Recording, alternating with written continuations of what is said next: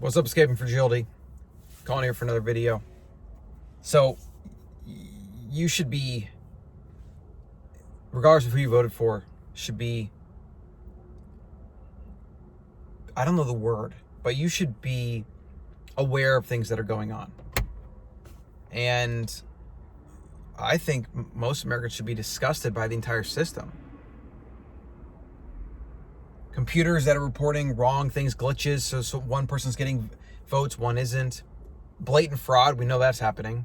The entire mail-in voting thing has been rife for fraud. It always has been. Other states that have done this have had massive fraud problems. And why do you think, regardless again, if you voted left or right, the Democrats have been promoting mail-in voting for a long time now, through much of 2020, because it doesn't take a rocket scientist to figure this out, because they thought they could use it to their advantage. Whether that was going to be blatant fraud and someone was actually going to be doing that, or because they had this delusional belief that it would allow more people that they could reach vote for them or something. It's probably a little bit of all that, okay? But, in fact, if you go further back, some people believe that the COVID stuff is connected to, and the lockdowns and wanting to keep things this way, to the political agenda for 2020, because they could say, oh, hey, well, we'll get a bunch of people that can do mail-in voting because we'll say it's not safe, right? We'll perpetuate the fear through the mainstream media of this virus and how people should basically put their lives on hold and we should destroy small businesses and people should live in fear in their masks, whatever, so that we can have a advantage in the election. Whether that is through blatant fraud, like I said, or through just because they think it would give them an advantage with legitimate votes, right? These are the conspiracies that go on that aren't even conspiracies. These are just agenda and incentives and people trying to get what they want, right? Like, is everything a conspiracy if you have peoples and groups of people that just try to get what they want? Like, is that a conspiracy? Even the idea of conspiracy is completely backwards at this point, right? So it's just like, we have to really be aware of these things. And like I said, bipartisan, regardless of what you want to believe, who you voted for, what you think is right. There is fraud that's happening. That's for sure. Okay? Probably always has been. But I think in 2020, it's probably extremely more prevalent than it's ever been, because I believe that the Democrats to the left, they have felt like they were losing. And I think they were losing. I think at the end of the day, they actually did lose. Even if they end up winning, I think they lost. That's just a prediction, right? It's not me picking anybody's sides or whatever. And also, if I did pick a side, I prefer a side to win. Who cares? What does that have to do with you, right? Or anybody? We have this really backward, flawed idea that everybody in the world should think like us. It's so bizarre. And if you actually look at what America's founded on, it's supposed to be a free expression of ideas and the right to assemble, protest, whatever, because that is supposed to bring equilibrium. It's like they say, balance to the force, right? The way to prevent tyranny is to give everybody a say so that conflicting things can kind of rise to this equal level, and where hopefully somewhere in the middle is the truth that we can agree on. As Aristotle said, the golden mean.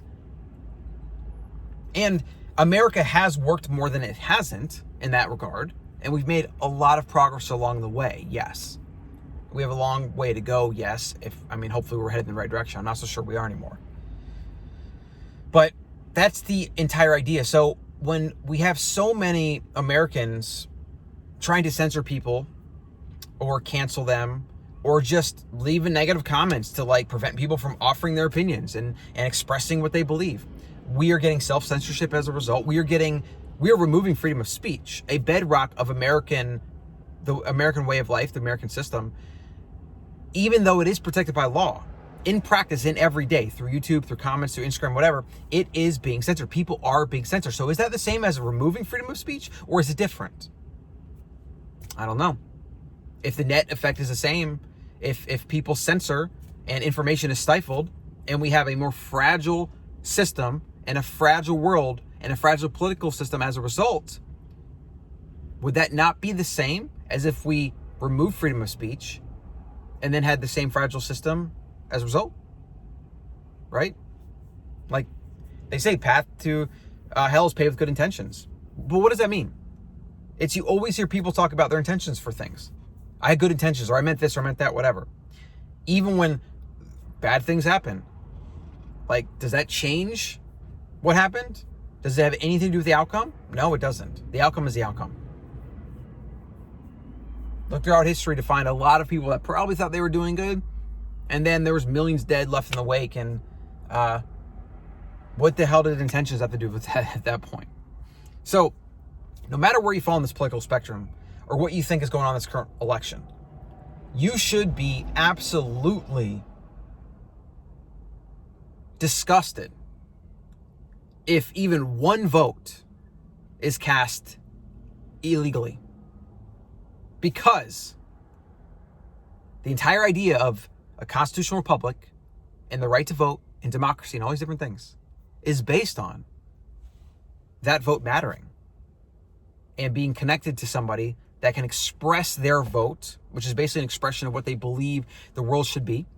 It gives them a certain kind of agency on the future and power, right? Even though a lot of it's a delusion of agency and it's a delusion of control.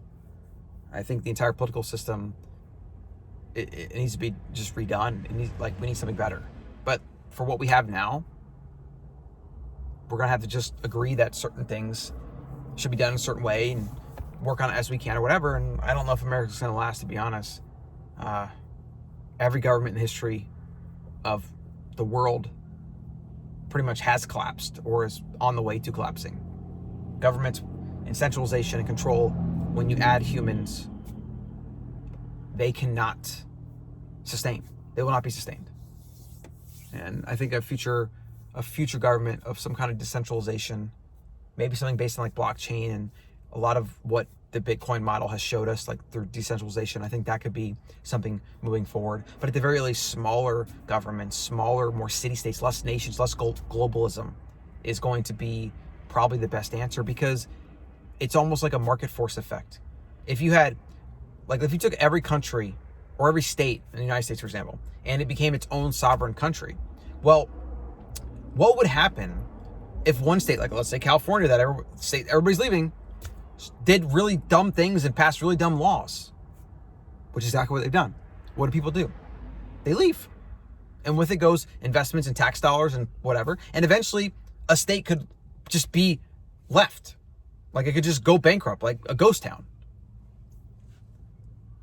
So what happens to the states that attract people, right? They attract them by doing things that people want. So it becomes a market force, checks and balance on government, right? The problem with the American system is it's either like in the country, out of the country, and there's this illusion of control if you're in the country, and a lot of us are just born here and we're just here because of that, and like we don't really have a free market force going on. And yeah, there are other countries around the world that you could go to that you wouldn't want to go to, like Venezuela and Russia and China, and so America, from a market force perspective, is a better option than that.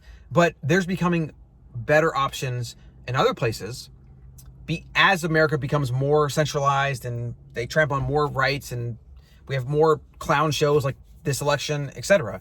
And as more governments exert more control through socialism and collectivism and all these bad ideas, you will have these market forces that will take effect, but it's just too long of a feedback loop, and it's not as an immediate of a market force effect that we can get the way the current system is. So, this is the system we have, and I think some of the first principles here are elections are mostly a joke. The president's mostly a joke. No matter who it is, won't matter. Government itself and the centralization of government as it creeps bigger and bigger every year is a constant that will not stop. Debt is a constant that will not stop. Fiscal spending it's impossible for the current version of the government to rein it in. It will keep growing until the dollar collapses and we have a major reckoning, and the American people are going to suffer. And people like myself that have bought gold, silver, and Bitcoin and that are prepared I will probably become wealthy overnight, and I will not be happy about it, because there will be millions and millions of people and kids and just good people that will starve, that will die, that will be put in really bad situations. And having a bunch of gold, silver, and Bitcoin, like, what good is it when society itself is destroyed? And it's like That could happen. I don't want that to happen. I'd much rather be not wealthy and live in a current version of America than be wealthy in America that becomes a third world country. And yeah, that's all I'm saying that. So these are just some thoughts on the current election, what's going on right now. So stay on the subscribe. I will see you in more videos like this. I'll be doing more car videos. I think I got a lot to say and a lot of topics, and this is very enjoyable for me. I like to challenge people, level up my own thinking, think about these ideas out loud, and I just think like in 2020 as a modern human, ideas and how you think and analyzing the massive amount of data and things going on is the ultimate thing. I mean, you can achieve any life you want. You can build any life you want.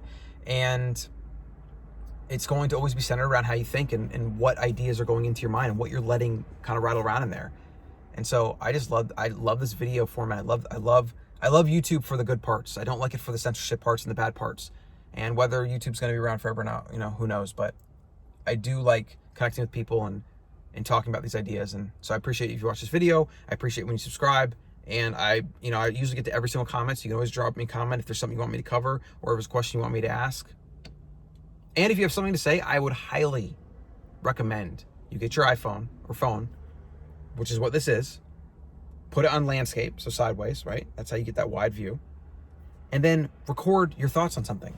And if you have something to say, and you'll get better as you do it, and people like what you have to say, people will find you, and they'll follow you, and they'll comment, and they'll like, and they'll watch your videos. And I think it's just better for the world. My ability to say this to you right now, in some countries, like what I've said in this video, would not be allowed to exist, right?